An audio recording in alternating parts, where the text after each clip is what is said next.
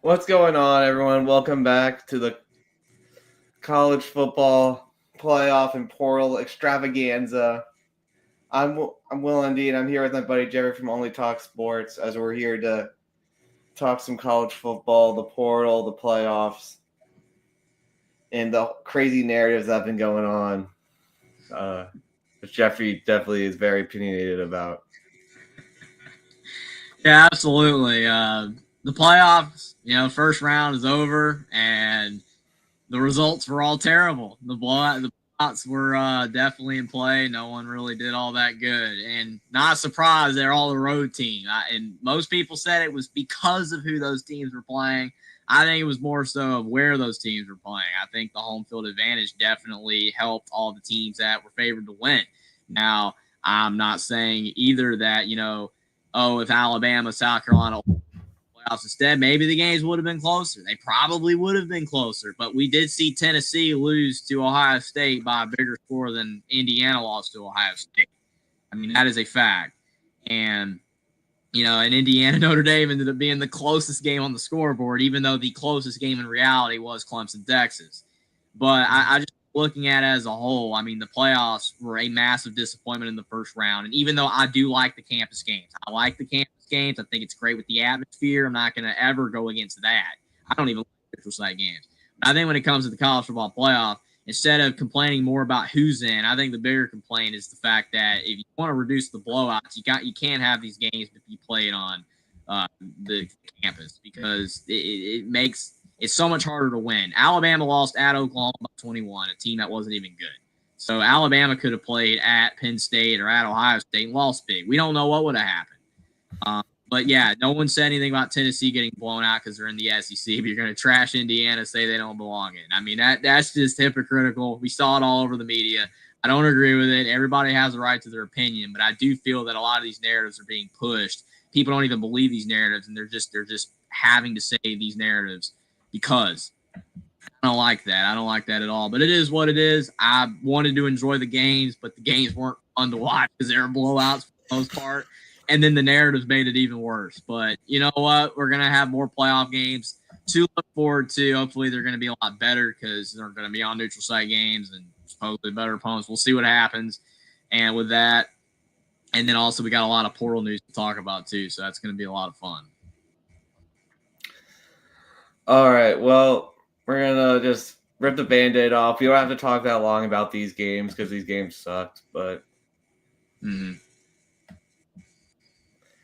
got Texas and Clemson, probably the best game to watch at least. As Clemson's defense, we kind of knew what was going to happen. We thought Clemson would score some, but their defense just wouldn't hold up, and I think that's pretty much what happened. Yeah, I mean, like you said, even me being, kind of a little bit facetious saying that Indiana Notre Dame ended up being the close game because on the scoreboard it was, but when you look at the actual entirety of all four of these games, this was the best game. I'm not going to deny that. I'm not going to let my bias, be that, ridiculous. Like some people that we know in the media that are just their bias is insane.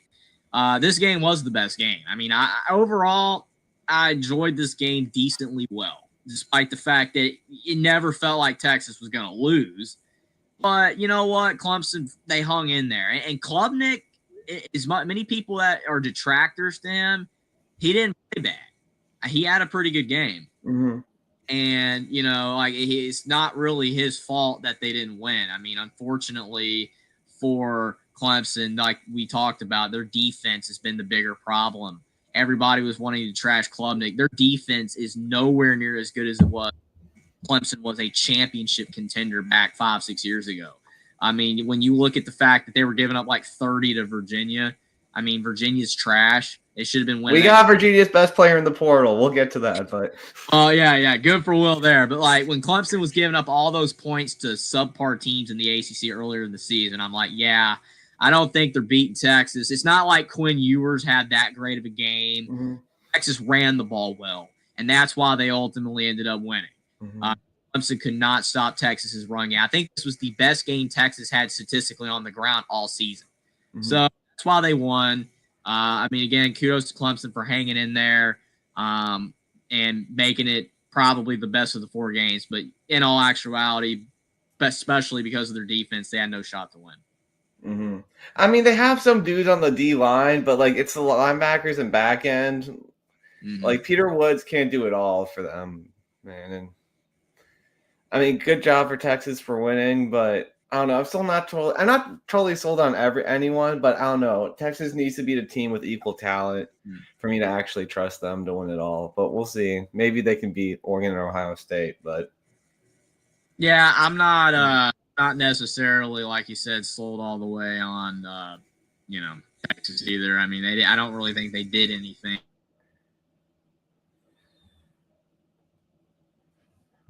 to, they have a chance. They have a chance because of the amount of talent that they have. But yeah, I would still put around 2 or 3 teams ahead of them in likelihood to win it all.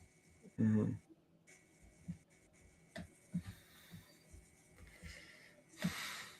We do have a super chat from Jackson. Appreciate that, Jackson, with the $5 super chat saying, Merry Christmas, gents. Tell your friends and family, casual public about the magic Will and Jeffrey create every week. Stay tuned. Definitely appreciate that, Jackson.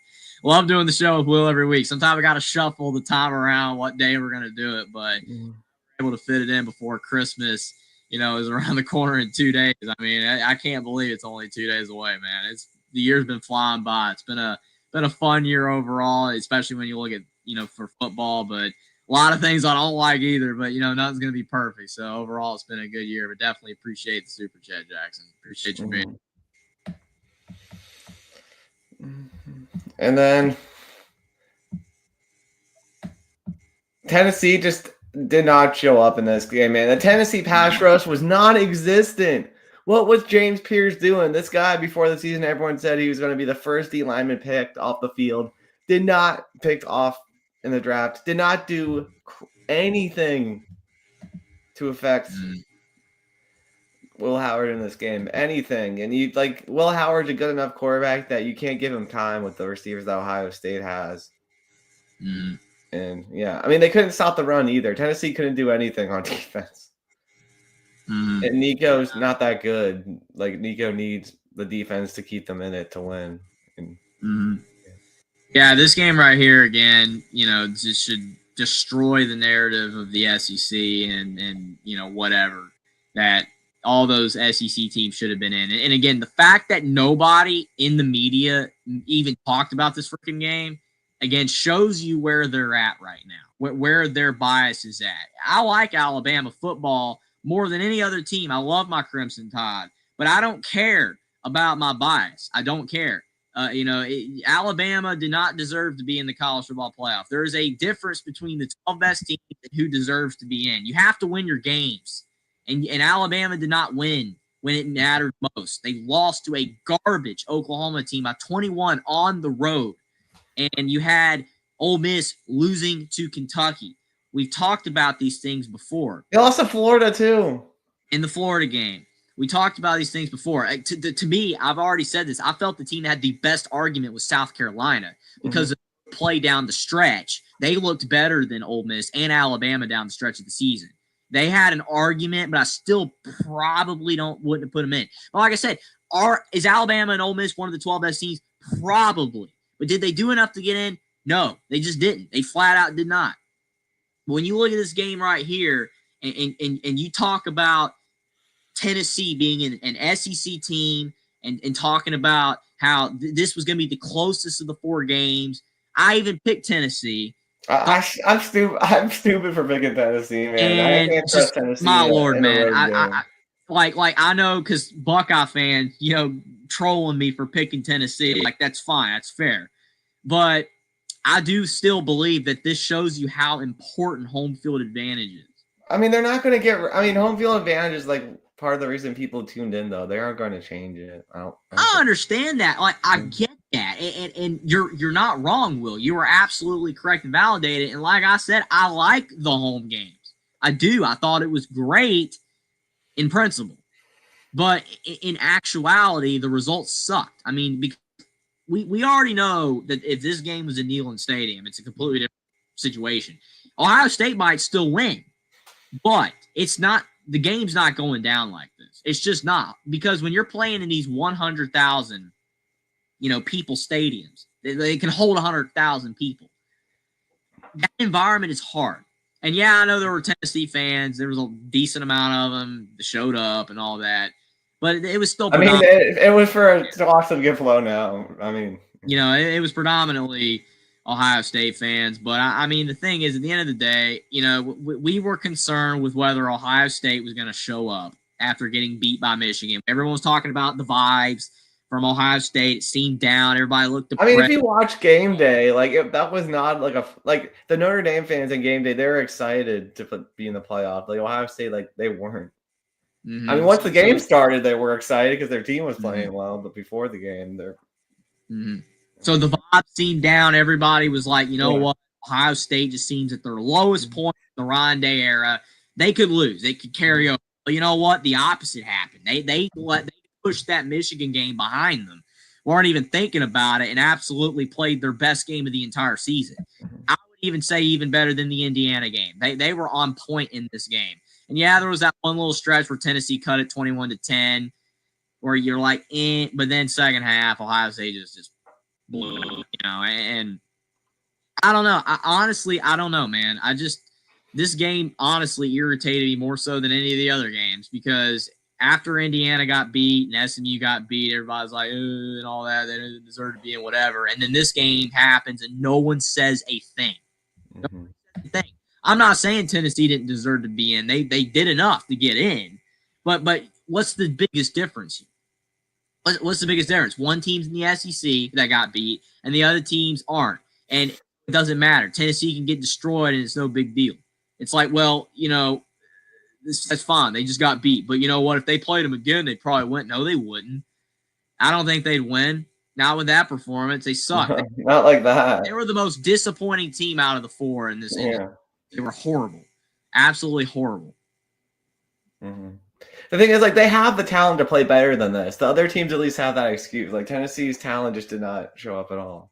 Yeah, and I agree at this point right here about Scotty B. It's a double standard by talking about the SMU and Indiana laws, not talking about the Tennessee one on how bad it was. That's my point. That's what irritates me so much about the ex-analysts, Twitter analysts, and all that, and some of these, media analysts, and how biased that they were. I mean, literally, people online were trying to say that Indiana, if they have another 11-1 year, should be banned from the playoffs because of their performance. Banned from the playoffs. Indiana might never go 11-1 again. And if that's the case, you get what you want, people. You don't ever have to see Indiana in there again. But if IU goes 11-1 next year, they're in the playoffs. Mm-hmm. It doesn't matter. Especially with the schedule. That's the point I want. They probably won't. They'll probably go 8-4, whatever. But the point is it could be any team. It could be Indiana. It could be Vanderbilt. It could be Boston College. It could be Syracuse. If any of those teams, Boston College, Syracuse don't have as good of an argument, but even still at 11-1, they'd have a good case. Because SMU was 11-1 and they were going to get in until they lost, whatever. But I'm just saying, if you're a power conference team and you are 11-1, and all the teams that you've played haven't been FCS, you're going to get in the playoffs. It doesn't matter who you played. It matters that you won. It just does. It does to me. It matters that you won the games.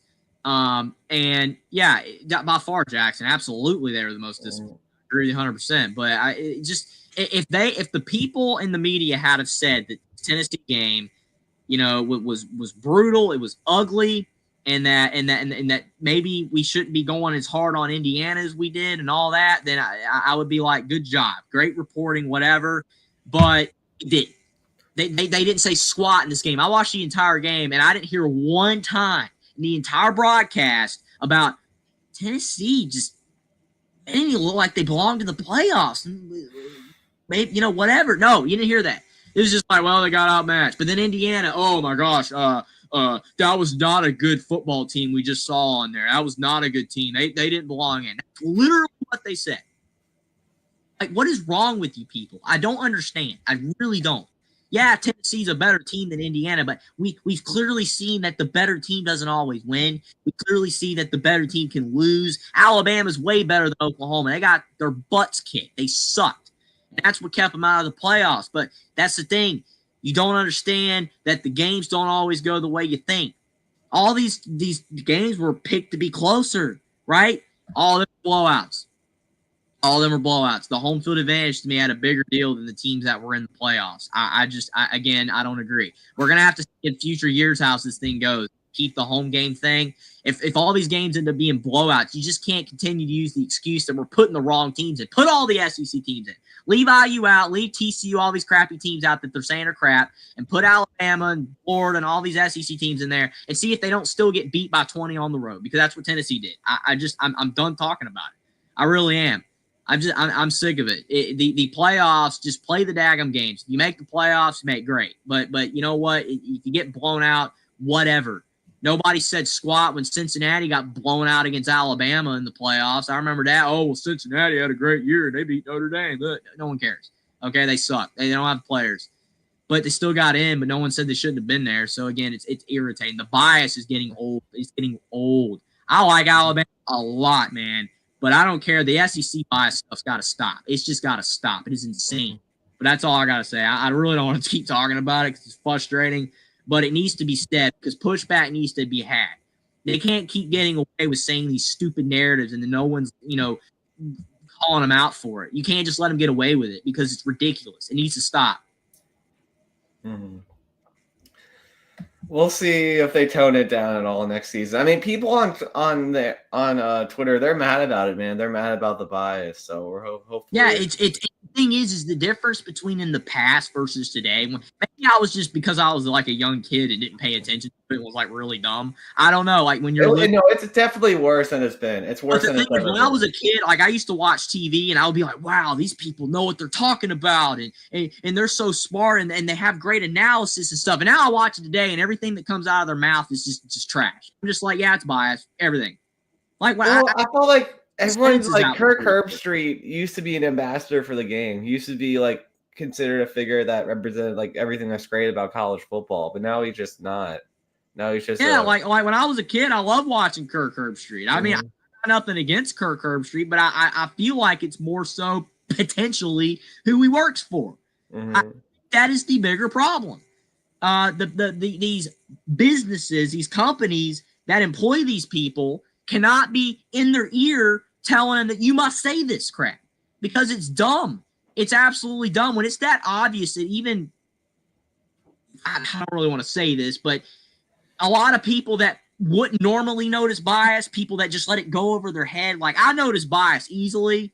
I'm sure you do. And there's a lot of people that easily can spot that and not get fooled by it. But I know some people that just aren't good at noticing bias. Like they just let things go over their head. They just like, well, that seems fair. It's not, but they think so. Even people like that notice how ridiculously biased this is. And the only people that just don't agree with that bias are just completely SEC fanboys that are, whatever, like, because there was this one dude and he was an Alabama fan. He put his playoff together in like 8 or 9 out of the 12 teams he had in his playoff were SEC teams. It's like, dude, get over yourself. Like, come on. Like, are you literally kidding me right now? Like, no, nobody is going to watch that trash, man. If you want that to happen, just make your own SEC playoff and then the other conferences can duke it out in another playoff. The Big Ten will win it every time. But it's like, dude, come on. Nobody cares about your stupid, dumb opinion that is inaccurate and dumb. Like, he literally had Florida in the freaking playoffs, man. Like, are you kidding me right now? Yeah, I've defended Florida. They got a lot better down the stretch, but nobody's advocating for Florida to get into the playoffs but you. Because, they're better than they're better than Indiana. But you know what? Their talent's better, but they went 7-5, man. They don't get in the playoffs. It's not how it works. It just isn't how it works. And this is a good point on Scotty B, too. Scotty B is on fire in the comments. The SEC and Greg Sankey made it hard for themselves because of the parity, more bias than network and ESPN. That's the thing. And I've said this before. Like, okay, everybody's upset that all those Alabama, South Carolina, Ole Miss, and all that had 3 losses. And it's like, well, here's the thing. You made the conference harder by adding Texas and Oklahoma. It's a harder league. But the thing is that all those teams didn't even lose to the toughest opponents that they played. Ole Miss beat Georgia. Bama beat Georgia. But Bama lost to Oklahoma. And Ole Miss lost to Kentucky. So what are we talking about here? Oh, well, the SEC schedule's so brutal. It beats you down. You can't It's excuses, man. It's just excuses. Kentucky's a crappy football team. Oklahoma is a crappy football team. I watched Alabama show no life against Oklahoma. Absolutely none. And they had no excuse.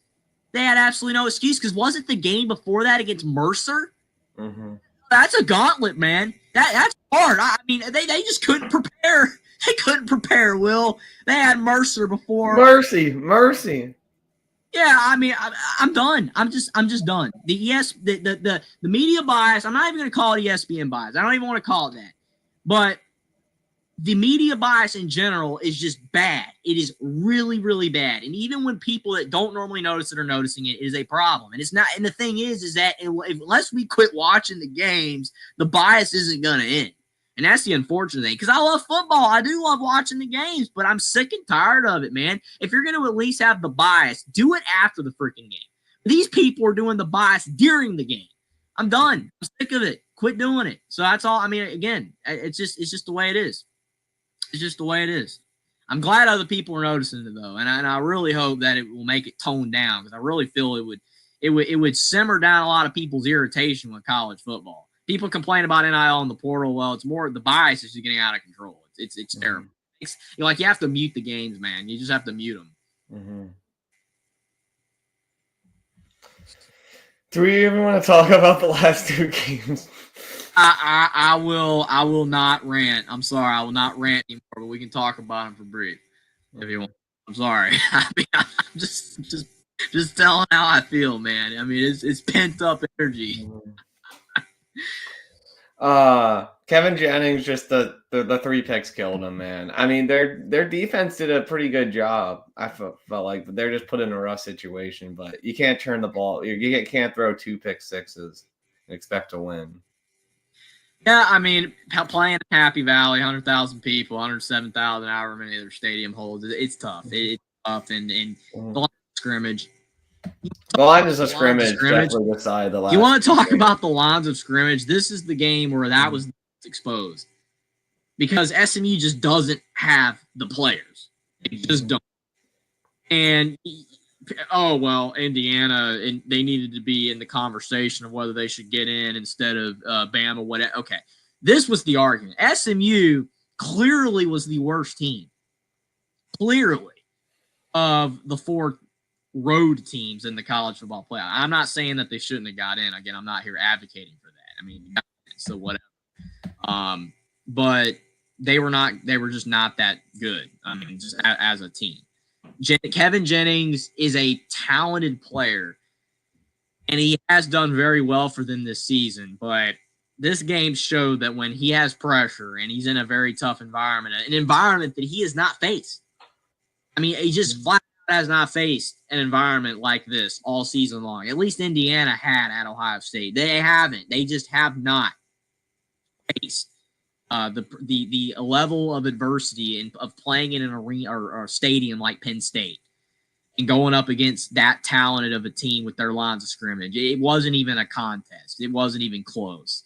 I feel like Kevin Jennings again is a solid quarterback, but I mean his passes were horrible, but he was pressured a lot, and it is what it is. I mean, yeah, I think if Alabama plays in this game, I think that it's closer, but I'm still not saying that they win. I mean, like I saw my favorite team lose to a trashy Oklahoma team by 21. Mm-hmm. I'm not really confident saying that they would beat Penn State. You know, I'm just not. So, I mean, good job for Penn State. I don't think that this game really proves anything. It didn't move the needle for Penn no State. one cares. Just like the Indiana game didn't move the needle for Notre Dame. I feel that the Notre Dame-Indiana game did more for Notre Dame than the Penn State-SMU game did, though. I don't think it did a lot more. Mm-hmm. I mean, the detractors for Notre Dame are still massive, but I think that more people were impressed with Notre Dame than Penn State. I just do, because I do think people, despite all the Indiana bias against them, I do think most people admit that Indiana was a better team than SMU. Yeah. I do think people think that. I mean, I mean most, but SMU was definitely outmatched. Wasn't even close. Mm-hmm. They had that drive at the beginning where they moved it, but they got stopped on 4th down. Well, you know what? It kind of reminds me of the next game, Indiana Notre Dame. Mm-hmm. First the early pick. If he doesn't throw the pick and they score, I'm not saying Northern Indiana Illinois wins. celebrate. Yeah, of course, that's conveniently on there for Will.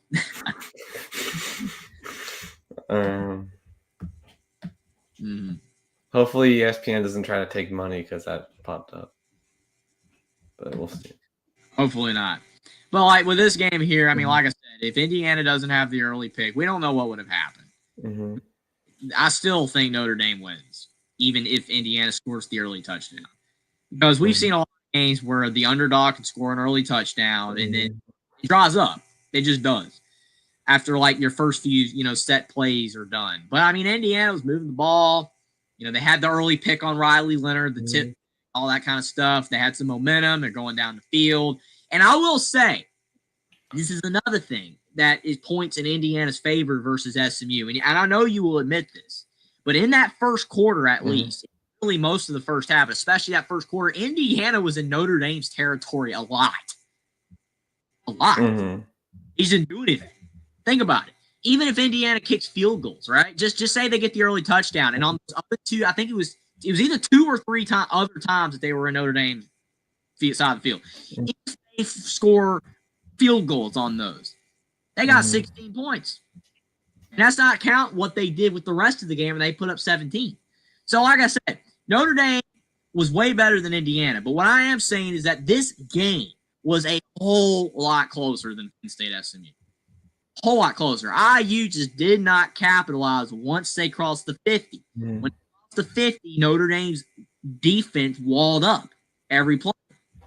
All Indiana needed was 10 more yards, kick a field goal, right? But they just didn't get there. They would get stopped around the 40 to 45 in that first half again and again and again.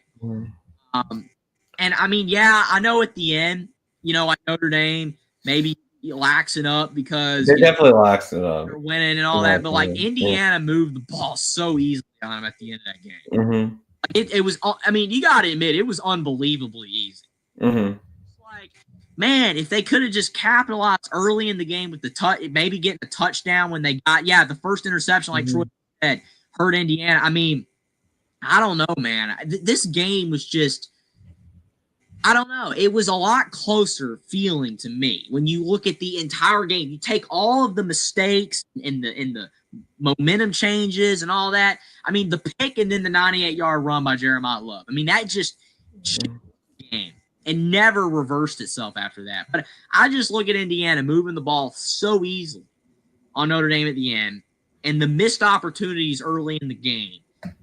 I think this game could have been a wire-to-wire game if things had happened. Now, that didn't happen. And like I said, Notre Dame absolutely outclassed Indiana with their massive talent advantage, especially on defense. But you know what? It is what it is. I mean, Indiana, if they're ever going to be able to compete, for a title. They need to beef up their lines of scrimmage. Yes, absolutely. That's the only chance. They're not there yet. It's only 1 year with Signetti. Maybe continue to have winning seasons. Maybe they can really do that. Maybe they can start recruiting those higher level guys, and we'll see what happens. But until that happens, I mean, this game just showed, again, which team had the better lines of scrimmage. And like I said, I'm definitely happy for Notre Dame. I do hope they beat Georgia. But yeah, I just don't agree with the narrative that Indiana was just completely trash in this game. There was a lot of moments in this game where they were trash. When you look at the entire game as a whole, Indiana was a lot better than people give them credit for. I mean, I was deflated in that third quarter. But when I took the whole game, when I took the first quarter and the fourth quarter, the middle parts of the game is what was bad. That was too much. But that's where, again, if that early pick doesn't happen, how's Rourke doing? Is he more, engaged? Like is I don't know. Because he did look lost in that second quarter. He looked lost, absolutely lost. I mean, I even saw him on the sideline. I'm like, man, he is just jacked up right now, man. Like you can just see it in his eyes. To me, I could. Do you think the crowd definitely affected them, like similar to Ohio State game? Yeah. Yes. If this game's at Indiana, I dare say Indiana might win. Absolutely. You probably think I'm nuts, but I do think if this game's at Indiana, there would be a lot of Notre Dame fans there, but there would be, but Indiana fans would have made sure that it would have been hard for them to get tickets, just like Notre Dame did. Indiana was really engaged. There were more Indiana fans there than I thought there was going to be. There was a lot. I mean, it wasn't like Neyland or nothing, but the Tennessee fans or whatever going to you, kind of making it a mini Neyland on the one side of the stadium. But Indiana fans did show up, but I mean, I just think if this game's in Indiana, then I think they have a really good shot. I think they really. I mean, look at Michigan. I've said this before. If Indiana played at Michigan, they don't win. They just don't. I don't think they win. I don't think they win in the big house, especially at the end of the year when Michigan was getting better. I mean, that's how big of an advantage it is for a team like Michigan when you have that big of a stadium. And Notre Dame doesn't even have as big of a stadium, but it's still a very tough place to play when fans are engaged. And it was when fans are engaged. That's a big win, but yeah, and it was a night game. I mean, Penn State destroyed SMU during the day. Hey, Indiana played them at night. I mean, what if this was a day game? I don't know. Like I said, I just feel like, to be honest, in my personal opinion, I think Clemson, Texas, the best. Then Indiana played Notre Dame the second best. And then between Tennessee and SMU, both of them just sucked. Well, I think Tennessee played worse because they have more talent, but they just didn't play well. Oh, my Tennessee was bad. Yeah, they're so bad. Unbelievably bad. I mean, honestly, Nico was probably the best part of the game for him. Nico tried. I mean, I say what you want about Nico not being that good, but he tried in that game. I mean, did you see how many times that he extended the running around, getting out of the pocket, and he was taking big hits when he tried to scramble and run? I mean, he tried. I give Nico a lot. He was the only reason they even scored at all, man. The only reason. Like, Tennessee's team sucked. Their defense was an F. And the rest of their offense, I mean, they couldn't help it that their running back, Sampson, was not 100% either. For a while, banged up. I mean, that didn't help. And plus, to Troy V's point, Nico got – did you see that as well? I mean, how was that targeting? Just like with the Haynes King, Georgia Tech. I mean, why is targeting not getting called now? I don't know. Dude, Nico his helmet had a big crack in it, had a hole in it. He got smacked right on the head, and there's no call. I mean, at least, dude, if you're not going to call the targeting and eject the guy, don't eject the guy. Just call an personal foul, man. Unnecessary hit or something. 15 yards. I don't care. Get rid of the targeting. I don't care about the targeting. Don't eject the player. But you got to call something there. That's not a clean hit, man. You cannot crack a dude's helmet and tell me that was a clean hit. Yeah. Scotty B's comment right here is what I say in my mind all the time. Refs are consistently inconsistent. I've seen so many targeting calls this year where they're like, crown of the helmet, targeting. And it was a weak little hit. And then I've seen guys get the little crap beat out of them, and the dude's on the ground, like dead. Like, there was a hit, I swear, and some people might remember it in the chat, but that Missouri-Oklahoma game, I can't even begin to tell you how bad of a hit that I think it was a Missouri player. I honestly don't even remember what team it was. I think it was a Missouri player that hit the Oklahoma player. Dude was just decked out on the ground, man. Absolutely, he was down. And yeah, okay. Didn't call it, nothing. But we just see weak little targeting's called. I mean, if you're gonna keep the targeting rule, man, you got to start enforcing it when it's actually like a bad hit. I mean, Troy saying it was a clean hit. I mean, that's fine. I don't agree, but that's fine. I think if a dude's helmet's just getting cracked to heck, then there's just something wrong, man. Especially when I've seen so many targetings this year, just with nothing hits, just nothing. I mean, I'll never forget when Micah McFadden got ejected against Cincinnati for nothing. He literally did nothing. He was pushed into the quarterback by a Cincinnati defender, and he didn't even hit him in the head. And penalty because he went up. He was pushed. Okay, whatever. I mean, again, targeting is just such a dumb rule. Get rid of it if you're not going to actually call it right. Just get rid of it. Become the worst call in football, to be honest. It's terrible. I don't like how the Ohio State players taunted the Tennessee players after the game. I mean, you won your playoff game, just celebrate. Well, I mean, that's just the way Ohio State is. I mean, certain teams are that way. Look at Michigan. I mean, the end of that Michigan-Ohio State game was awful. I mean, the Michigan players and the fans. I mean, it's bad. And then the Ohio State response, it's bad. I mean, you can't even blame Ohio State for responding the way Michigan was in that game. But I mean, honestly, both teams that do not have a good track record, they just don't. They're not the nice. I mean, the sportsmanship's not very good. I mean, yeah, Ohio State did a great job, did a fantastic job winning the game, but I mean, yeah, it's kind of pathetic. I mean, it makes it hard to root for them. You know, you want to gain the respect and admiration of an entire nation who watches college football, then taunting and acting like trash does not get you there. I mean, make people like you. You know what I'm saying? Like, there's a big reason why Kirby and Georgia have fallen off the cliff when it comes to likability. No one likes them anymore. I used to like them. I don't like them at all. I can't stand them right now. I used to be fine with Georgia. Georgia, when they won the first title a few years ago, I was fine with it. I was like, cool, good for them. They haven't won since the 80s. That's great. Now just I hope they go 4-8. I can't stand them. Until they clean up their program, I no, they're horrible. They're a sad excuse of a program. And I just it does not make people as a whole, especially like me that is mostly an unbiased person. I just watch the games.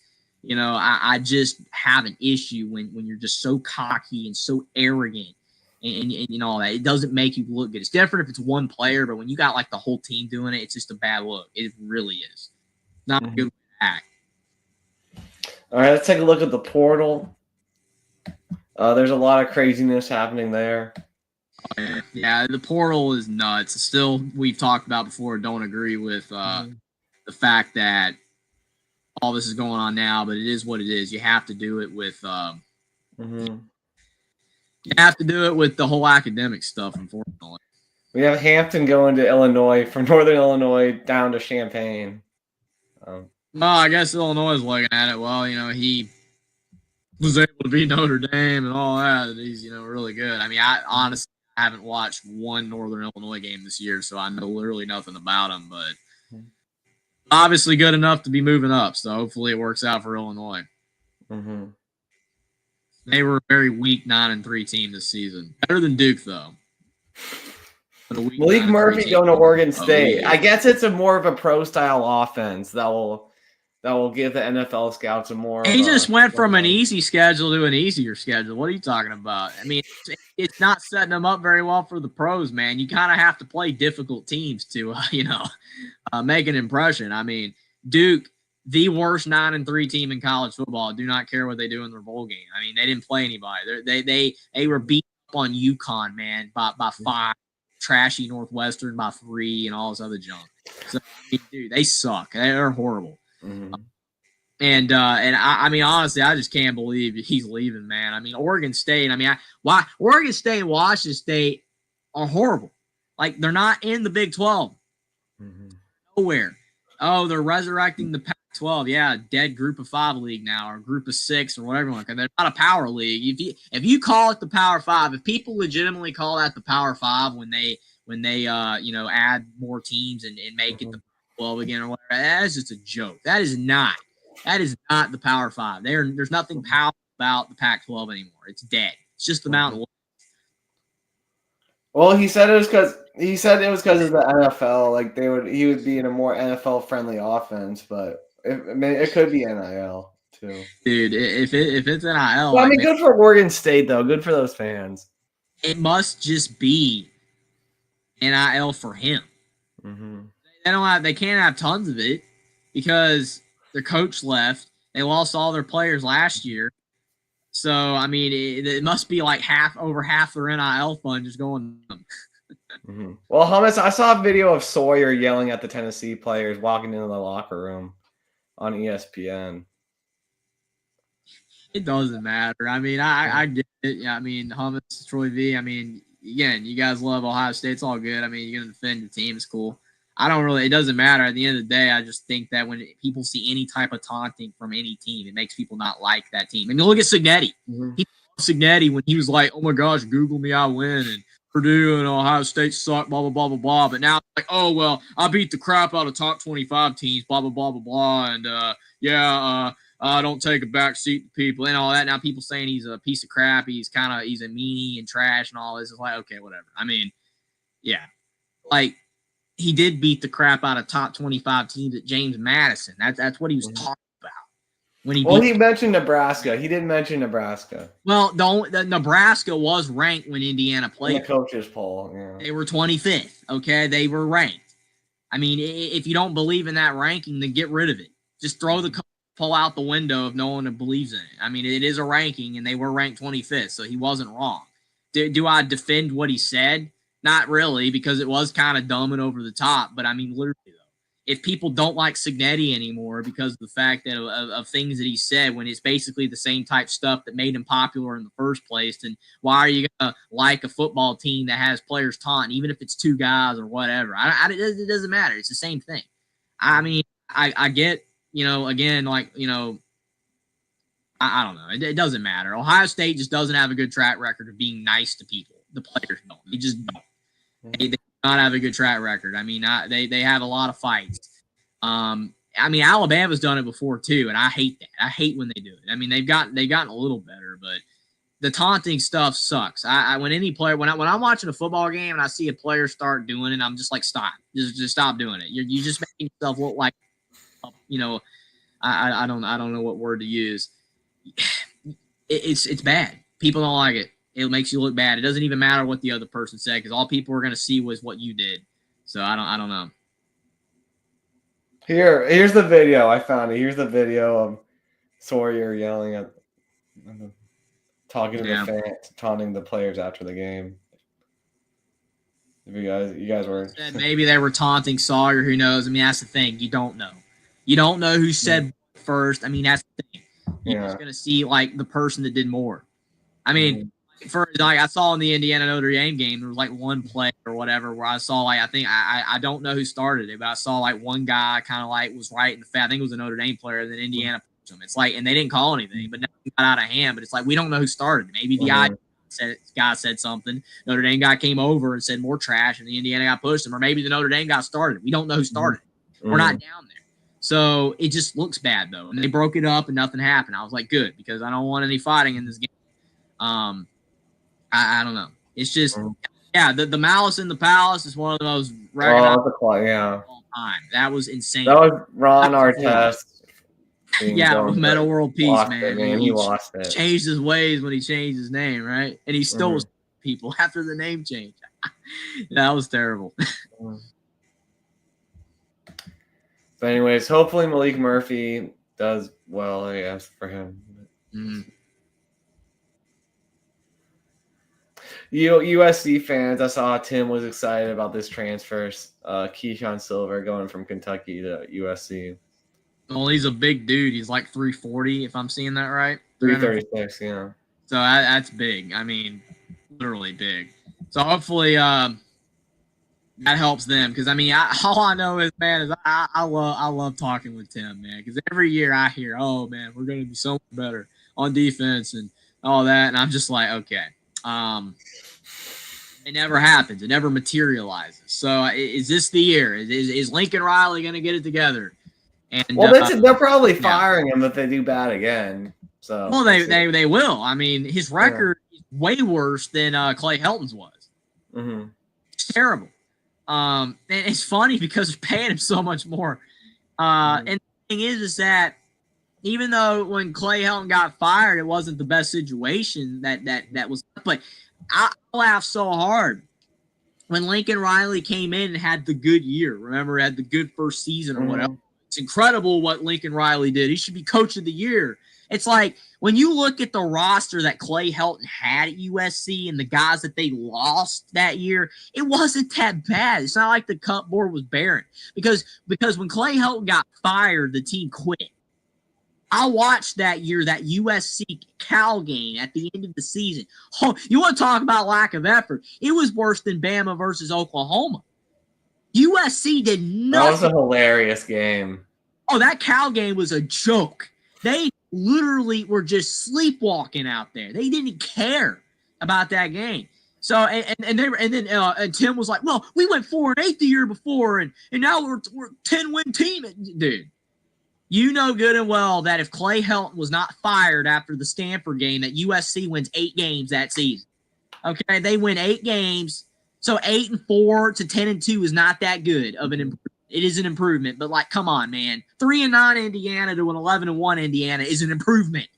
But freaking 4-8 USC that should have been 8-4, but they fired Clay Helton at the beginning of the season, and then the team just quit. Going to 10-2 is not the greatest deal in the world. I mean, it was a good improvement, but I mean, he was acting like it was the biggest turnaround in the history of sports. And like I said, love Tim to death, but that was completely wrong. Completely wrong. It wasn't even close to right. USC quit after they fired Helton. That's the way it works. That's why I don't believe in firing a coach in the middle of the season. Well, it gives you like an extra more time to hire the new coach. Sure, but it's like then your team quits. Yeah. I don't agree with it. I mean, if you're going to do that, all you got to do is put feelers out there. Coaches get an idea when they're about to be pushed out. They got little and all that, and they get an idea. So just kind of like Clay Helton, we're going to get rid of you after the season. You're gone. And then start looking for a coach during the season. Just do that. Like, you know what I'm saying? I mean, I just don't agree. I don't agree with just firing the coach, especially early in the season, like USC did. When you could have still had an 8-4 or 7-5 year in the record books. You still were going to get rid of Helton, but it makes no sense to fire him when you did, for then you therefore to go 4-8 and have a really bad season. It's dumb. To me, I think that's dumb. I mean, maybe I'm wrong, but I think it's idiotic. Mm-hmm. All right, we'll see how they do. Yeah, Donaldson going to Ohio State, as Scotty B mentioned, as well. And he was a 3-star guy out of high school, but I mean, he did very well at West Virginia, had good stats. So I mean, yeah. Well, they gave him 3 stars. Ohio State, so we'll see. Oh, that's the portal rankings. Yeah. I thought it was the high school rankings. Well, it changes. I'll let you know if it's a high school. Okay. We're talking about another guy. Well, people are saying it's a good move. More for him, I guess. We'll see if he plays. Hopefully, for him, he gets playing time. Mm-hmm. Hey, how it does that? It always goes up to the Best Buy. I just want to see that. Hey, whatever. At least I can't.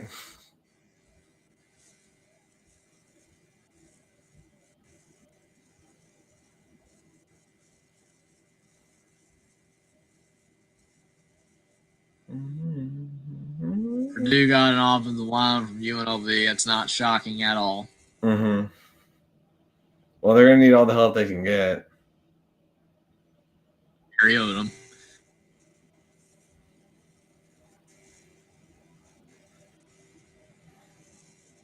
It's like Miami's going to get a safety from Wisconsin. Cool, I guess. It's going to be interesting next year to see if Miami chokes again. Mm-hmm. Well, the opener is against Notre Dame, so we'll see how good they are. Ooh, okay. I'm already looking forward to that. Okay, Carolina got a dude from ECU. Mm-hmm. Yeah, from Greenville to Chapel Hill. Crazy. Carolina's got to do better on defense, man. If they don't do better on defense, they're never gonna win anything. No, Clemson getting a Purdue edge rusher. It's funny how like all of Purdue's somewhat decent players were gone. Mm-hmm. Man. Joyner going to Texas Tech. That's a good move for Texas Tech. He did pretty well at USC. Well, you had mentioned that Texas Tech was doing very good when it comes to they got NIL, like they're swinging big bucks, right? So like there you go. Good for Tech. Mm-hmm.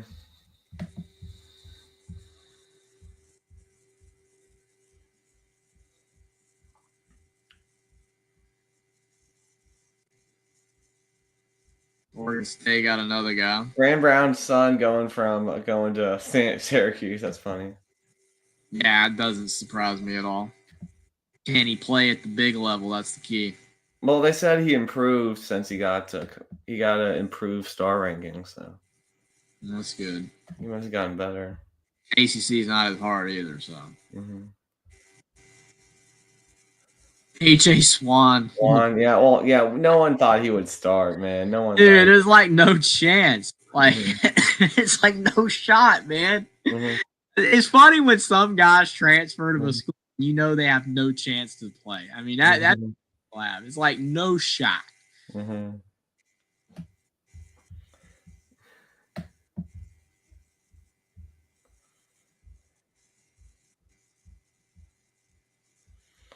Mm-hmm. Oh, a little UNC. Bama to UNC action. Yep. Heck again, like he was. Yeah, same guy. I don't know why I show some players twice. Joiner, as you mentioned earlier, at QB. What do you think about that? Like Carolina getting Purdue quarterback. I mean, this guy didn't start at Purdue, did he? Why is he going to Carolina? Does he think he can compete with Max Johnson? Maybe, man. I don't get that move at all, man. Like, okay.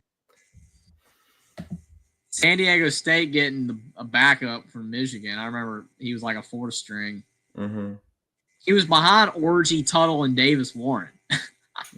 Wasn't Andrell Anthony? Didn't he start at Oklahoma, going to Duke? I think he did. This guy from Rice. This guy was he was UCLA's main receiver going to. Yeah, Florida. I saw that. That popped up on my feed when it was announced. It was one of the bigger moves. 3rd event.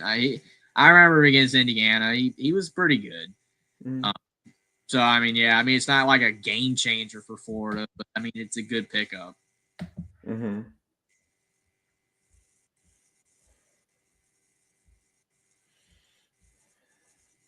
Not Omar, different Omar Cooper. Yeah, not Indiana's Omar Cooper. Mm-hmm.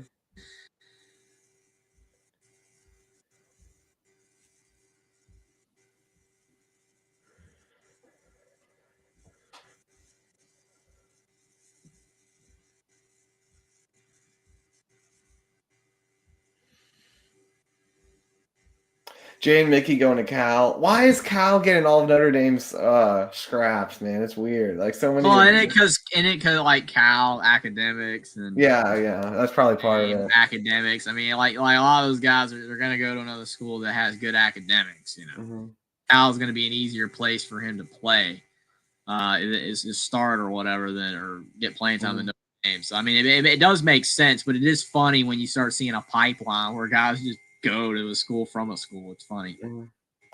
He'll probably do well at Cal, man. I mean, he was decent when he played at Notre Dame, so good pickup for Cal. Wilcox is just in the abyss, man. It's like the epitome of mid.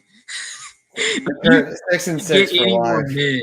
You cannot get any more mid than freaking Justin Wilcox. And look at that, Karlaftis, man, going to a Big Ten rival and Northwestern. Oh my God, it's a slap to Purdue.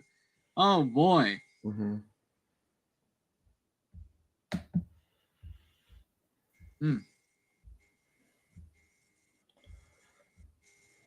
Going back to Syracuse.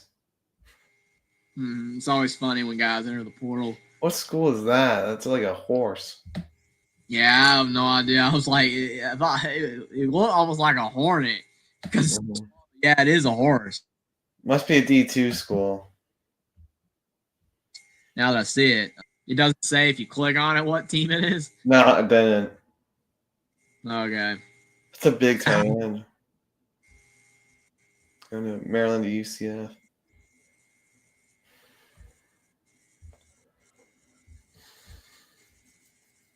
Kendrick Law going to Kentucky. Man, I hate when guys transfer in the same conference. I can't stand it. I'd rather them go somewhere else.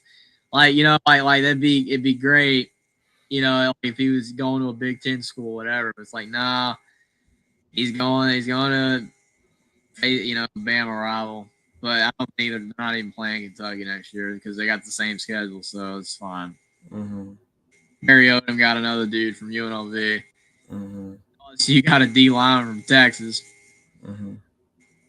Another one, UNLV to Purdue. You're just gonna see that. All UNLV's teams are gonna go to Purdue. It's like, how's that gonna work? Is it gonna be like Signetti 2.0, where James Madison to Indiana and suddenly they're 11-1? I mean, it's like, come on, Purdue. Like, you know, is that really gonna happen? I don't think it will. Do you? I don't think they'll be in it. I think they'll probably be better. Cam Fancher going to UCF. I think Purdue can go like 6-6, 7-5 first year, but we'll see.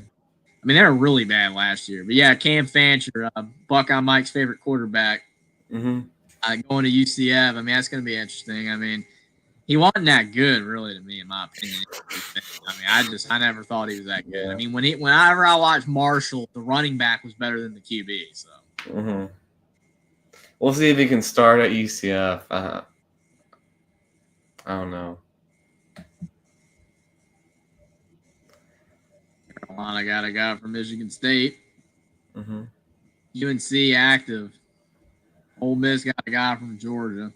Ricky Collins might start at Syracuse. We'll see. Interesting. What was he? He was decently rated out of high school, wasn't he? I know the transfer when he went down. Yeah, he probably went down because he wasn't playing. That's normally how they end up doing it. Even though that sometimes isn't fair. I mean, how do you know? How good they are if they're not on the field. So he's good, but only time will tell. Mm-hmm.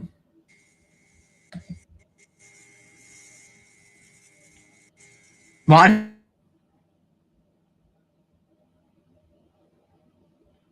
They showed Deshaun McKnight twice. They showed some players twice. I don't know why. Yeah, like I've noticed that, but it was like back to back. I was like, why? Bear Alexander to Oregon. Bear Alexander getting money, more man. money, man. This guy never plays, but he always gets the money. It's pathetic, man. It is, but he never went to. He went to 4 different high schools for all 4 years of high school. And now this is his 3rd school in 4 years. I don't know about you, but I think that's pathetic when you're jumping from 1 to 1 every year, dude. I mean, come on. I mean, every year, dude. I mean, 4 different high schools. I mean, come on. Like, dude, I mean, I can understand, too. Like, you start out at, like, a local high school, and then if you're really good, you go to a prep school or something. Like, I get that. But really, though, 4 different high schools, 3 different teams in college football, and Oregon. I mean, that is just the most money-oriented school that you can get. It's Oregon. So yeah, we know what Bear Alexander's aspirations are. We know. Mm-hmm. Yeah, I don't think he's going to do crap at Oregon. Probably not. Waste of money, right? To play. Nebraska got a guy from Purdue. He'll probably start behind Raiola. Raiola's going to have to get better. Mm-hmm.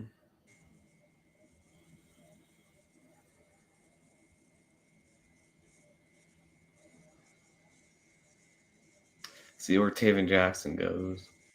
Yeah.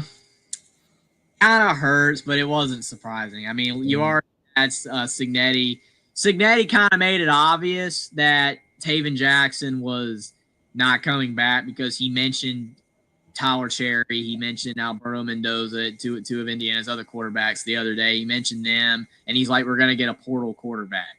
And he didn't say anything about Taven Jackson. So it made everybody believe that, yeah, he's probably done. So the favorite for Indiana right now, everybody is thinking they're going to get Fernando Mendoza because, again, Mendoza's younger brother, Alberto Mendoza, plays for Indiana. So Fernando Mendoza goes to IU, he'll start, and then Tyler Cherry will still be the backup, with the potential to start maybe in the future.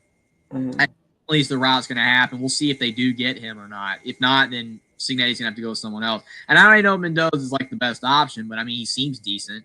But just anything. That's the tidbits I have there. But yeah, Taven just wasn't obviously in the plans. And we have Kanye Udo, the Army running back, going to Arizona State. This will be interesting to see if he can be as successful as Scadaboo. If he's going to bulk up, probably get stronger. Yeah, I did see that the other day. They made a big deal of it on TV. They're like, "Oh, the Army guy's leaving." But yeah, I mean, tough shoes to replace, tough shoes to follow. But we'll see. I mean, he didn't do well, but it's a different system, so it's gonna be interesting. Mm-hmm. Utah needs help. Mm-hmm. Big help. USC, they're excited about this guy, Jared. 350 pounds. I mean, that is big, man. That is massive.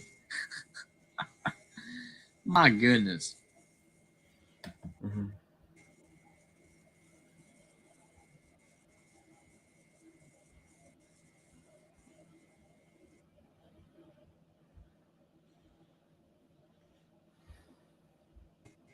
That guy was like a massive depth piece, like Indiana player. He didn't play. Carolina getting a linebacker from Wake, 4 stars too. Interesting. Carolina trying to beef up. Alabama getting Horton from Miami. Did he do much? I don't know if he did that much, honestly. I just know they talked about Xavier Restrepo all season. Bama getting the Colorado linebacker, that too. Bama's making moves. I mean, they got work to do. He's still really talented. They got work to do if they want to get back to title level. They really do. Nebraska got a guy from Georgia.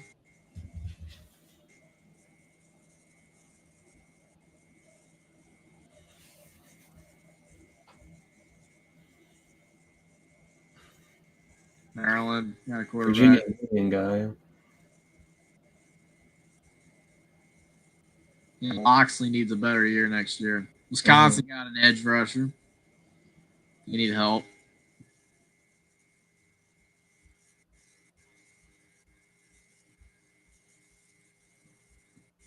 Deshaun McCall. I was like, dude, come back where you belong.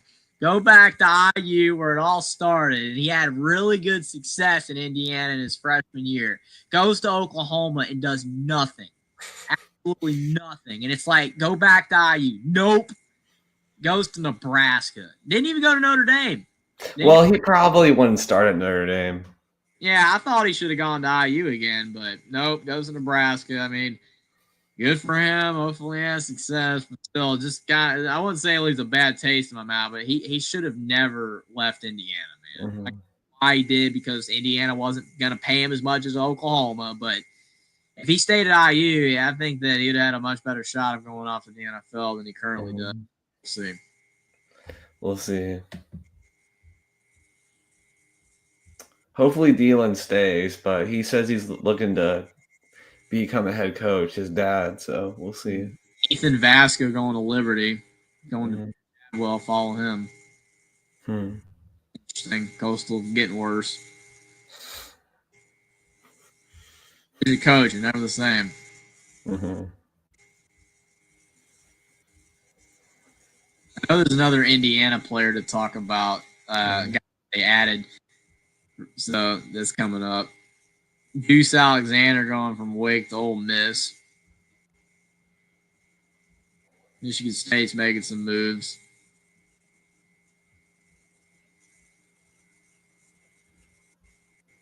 Deuce going to Robinson, going to Florida State to play mostly for baseball. That's what he said. He said he's mostly going to be focusing on baseball, even though that's so sad. You get a guy in the portal, man, and like he's like, oh, I'm not even playing for football mostly. Oh my gosh, Florida State, man. Bell, he's gonna have the hope, man, that a miracle happens. That's all. He needs a miracle to turn them around. What happened? Man, this website sucks. No, yeah, I think. Wait a minute. Yeah, I saw it. I saw it for brief. But yeah, you're gonna go down and go back up. I saw the Indiana player. Yeah, it is very glitchy. Michigan State got an edge. Boom. Thomas Hero says Deuce left USC also. They're losing tons. Yes, they are. Absolutely. Like USC, that's what I'm saying. Like, are they going to be good?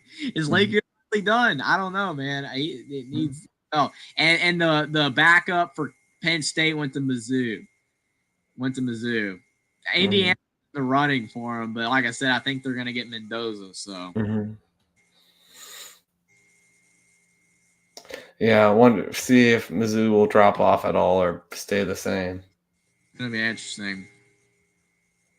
I know Drankwitz wants them to stay the same. It'll be interesting. Singleton going to Auburn.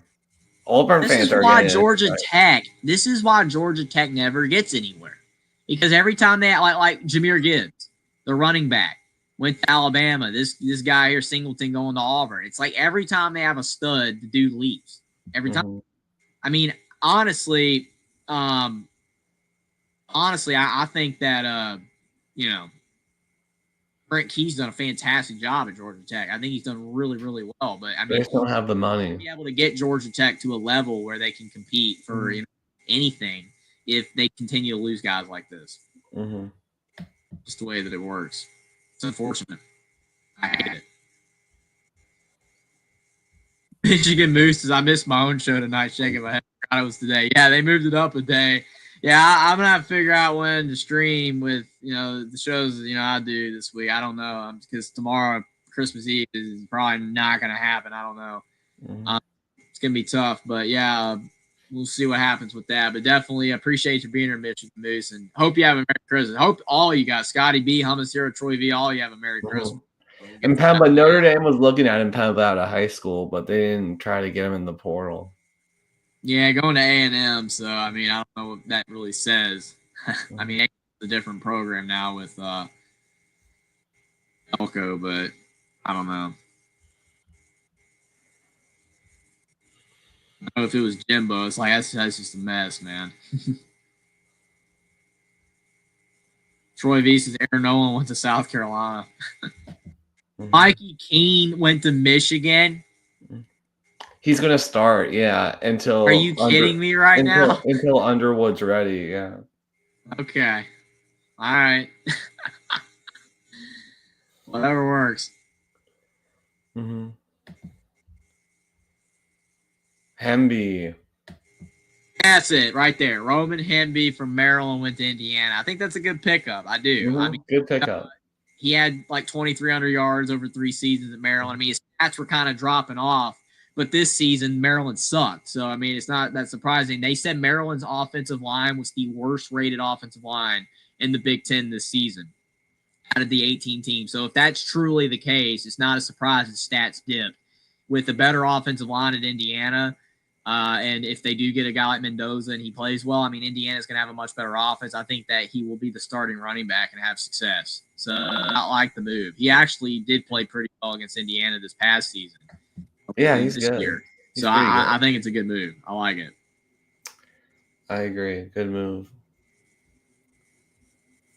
Sucks for Maryland, but their basketball team's good at least, so they have that. Oh yeah, but they can beat up on Maryland can beat up on Indiana basketball if they want. Malachi Fields going to Notre Dame from Virginia. He was third team All ACC this year. Gonna start on the boundary. Hopefully can be a great target for CJ Carr, and the Irish passing offense can be hopefully much better this next year with CJ Carr starting it.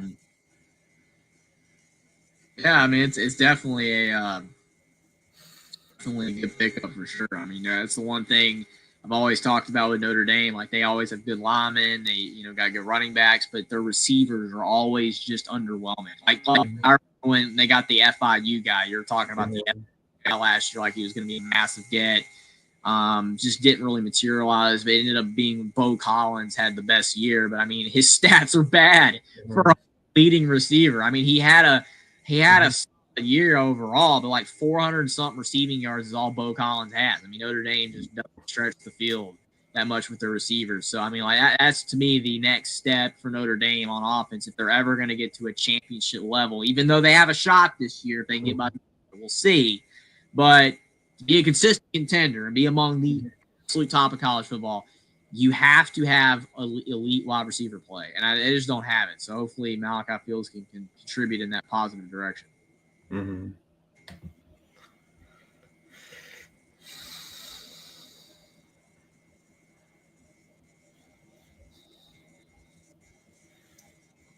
So many IU guys, like I don't know, they're like walk-ons, man. Aaron Nolan going to Carolina. We'll see if Sellers stays or transfers. Dude, if Sellers leaves, man, that's the thing. South Carolina seems like Georgia Tech, kind of. I mean, not as bad, but like South Carolina has got some good players the last few years, and they always leave. You know what I'm saying? I mean, like that was a big reason. Like people were trashing Beamer. Oh, Beamer sucks. He's no good. And it's like, okay, well, after the Rattler year when they played Notre Dame in that bowl game and they were pretty decent, the very next season they lost him and they lost the tight end. You know, they lost the running back. He Bell went to Florida State. They lost a lot of dudes. They lost the running back. I mean, they lost a lot of guys, and they sucked. And then this year they built it up again. You know, getting Rocket Sanders and Sellers ended up being good and all that stuff. And it's like they did well, but then it's like if they lose guys again, then they're just gonna revert back to mid. I mean, you can't win if you can't keep your players. I mean, that's like, oh my gosh, Ohio State is 11-1 this year, and then they lose half their team, and then they go 6-6. You know why that doesn't happen though? Because Ohio State doesn't lose their players like that. What if Alabama? They go 12-0 under Saban. The next year they go 5-7.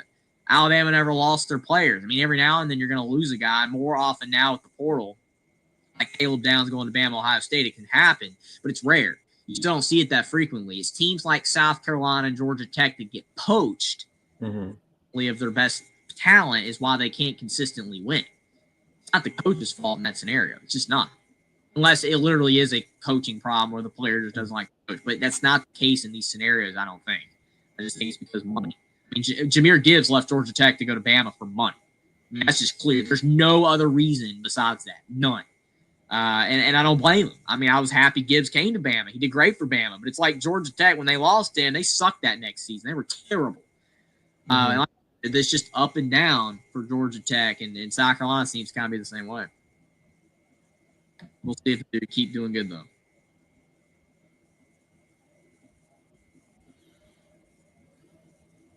Max Clare going to Ohio State. Good pickup for Ohio State at tight end. Another guy. Literally every good player that Purdue had left. Don't blame him. Irish don't really need tight ends, but he was from a state school, so they were looking at him. I mean, so we're going to try to figure out a time next week to do the preview. Not totally sure when yet, but we'll figure it out. Oh, yeah, we'll figure it out. I mean, New Year's is on Wednesday, so I mean, Monday night again or some other day. We'll definitely try to work that out. I mean, definitely keep the show going. I mean, I don't know definitely how many more weeks. Like college football is wrapping up. We'll have a few more weeks for sure. I know you and Jackson are doing the basketball show, which is really cool. We'll see what happens with all that. Having had a lot of fun doing the football shows this year again. I mean, it's always a blast. Like just I wouldn't say like going off on a tangent, but it's just fun to just chat about college football. The ups and downs and all that, and talking about our favorite teams and stuff. It's always fun. So definitely had another great year and can't wait for next week. All right. Thanks, everyone. Thanks for being here, everybody.